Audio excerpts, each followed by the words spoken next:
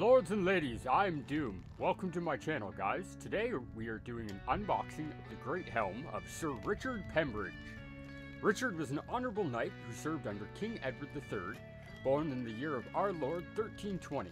He fought valiantly at the Battle of Sluys, the magnificent naval battle against the French, and then at the Battle of Crécy, and finally at the Battle of Poitiers, which was fought on the 19th of September 1356 between a French army commanded by King John II and an Anglo-English Gascon force under Edward, the Black Prince of Wales, during the 100-Year War against the French.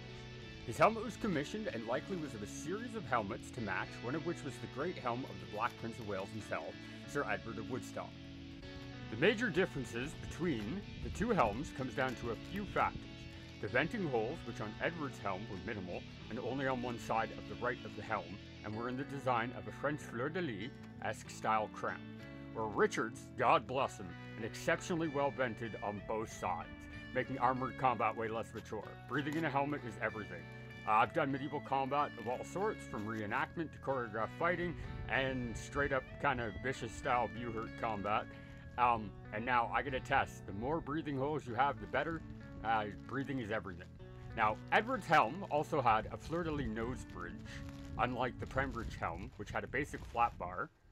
It was more curved on the sides of the mouth and the bridge near the rest, so where it sits on the shoulders. Now, for the color of the helmets here, the Black Prince wore black and gold armor, which was gold and done with a burn-off of mercury, and his helmet would have likely originally been entirely black.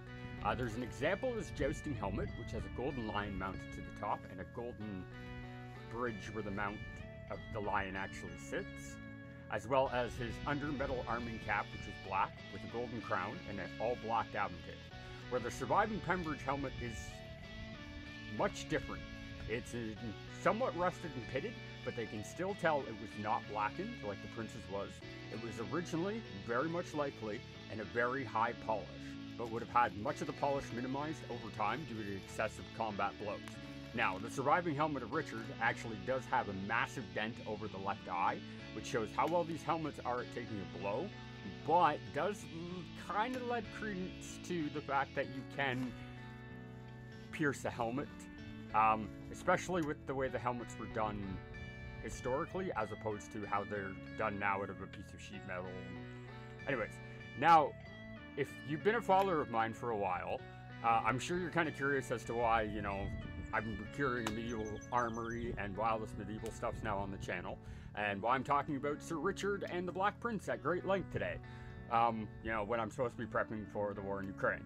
Well, I'm working on a series of scripts and hoping to make a few short films here before we head off to Europe, and I mostly want to focus on all of the heroes of the past because, you know, it's time to honor better men than us. It's time to honor the great knights of old. Now, thank you guys for watching. I hope you enjoyed the video, and, you know, subscribe and stay tuned for the next one.